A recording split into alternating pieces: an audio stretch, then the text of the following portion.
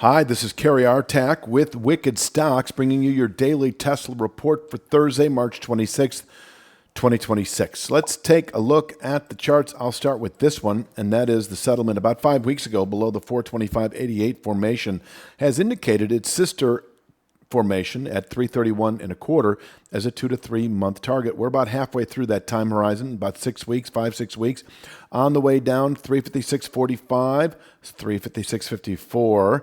50% downside retracement can contain weekly selling pressures, and if settled below, would then likely yield our overall objective at 331 and a quarter within another week or two, where profits can be taken on a longer-term short position that may have been held for the last 5 or 6 weeks. And in fact, you can reverse and go long at 331 and a quarter, because from here we can round up back into the 420s and climbing within 2-3 months, and possibly by the end of the year find ourselves in the 530s long-term resistance.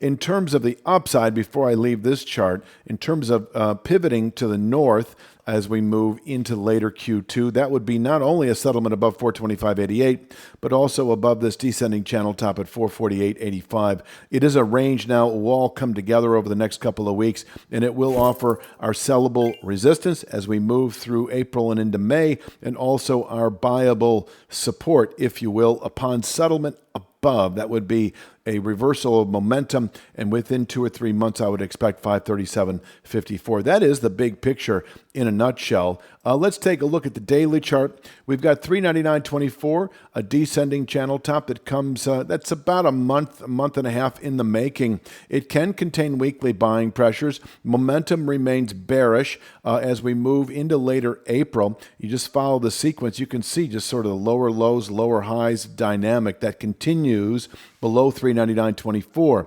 Holding below 399.24, I don't expect it today, but 367.96 is in reach over the next few days. And yes, by the end of next week, 356.54, that 50% downside retracement. So if you're looking for kind of a 1 to 2 week swing trade right now, it is selling 399.24 and buying 356.54.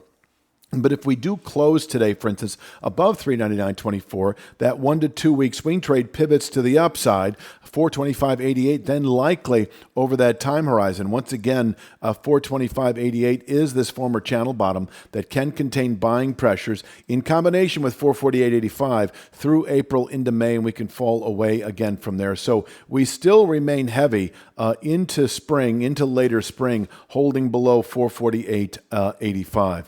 425.88, and not bullish over that same time horizon unless we close above 448.85. Let's take a look at the downside. I do have 367.96. Now, we've got little levels all the way down, just minor points that are tradable for aggressive day traders. And what I mean by aggressive is there are some day traders who are kind of looking for the trade of the day, the setup of the day, and they're out by the closing bell. They might even be out by the first hour of the day if they get their profit or they take their loss, and then they're done.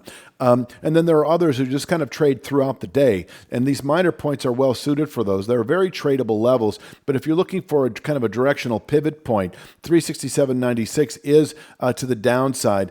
If we close today, Thursday, below 67.96, and it's not likely, then tomorrow, Friday, we test 56.54. But I'll just go back to the 1 to 2 week outlook. I do say that holding below 399.24, we should, by the end of next week, reach that near-term objective at 356.54, where profits can be taken on a short position. You could even go long here, but just know we still are anticipating 331 and a quarter. So closing below 56.45, 356.54 in the coming week or two does set up 331 and a quarter as a pretty quick objective. That could be within 3 to 5 days, where we could once again bottom out, through the rest of the year, perhaps. I do want to say this, though, and there's no point to it right now, but this is kind of the big picture for those of you who look at the long-term Tesla, that if we were to close below this 331 and a quarter channel bottom in the coming weeks, that is a significant sell signal through the second quarter and even into the third, 3 to 5 month objective, then possibly sooner, all the way back into the 220s. And I do think that that would be a realistic scenario if we close below 331 and a quarter. If you're finding value in this analysis, it's only a glimpse of what we offer. Your real trading edge starts at wickedstocks.com. Each week, premium members receive 2 high-probability stock picks. Each one comes with a complete trade plan, including exact entry, profit target, stop loss, and regular updates so you can manage the trade with confidence. You'll also get daily video analysis in the top traded markets, the SPY, the Triple Q, and NVIDIA, highlighting the key price levels, trends, and trade setups we're focused on. Whether you're day trading or swing trading, these insights help you zero in on the highest quality opportunities with clarity. Start your 2-week free trial and trade with clarity from day one. I think that's it.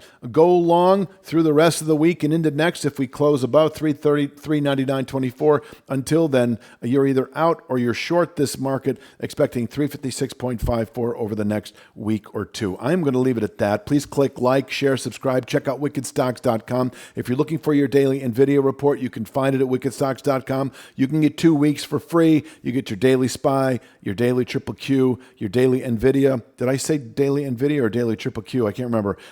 And 2 stock picks a week. I could go on and on and on. You get a lot for that 2 weeks, and you just might decide to stick around longer than that after you see all the quality analysis that we put out on a daily and weekly basis. I'm going to leave it at that. I'll be back tomorrow, of course, with Friday's Tesla, and you have a great day.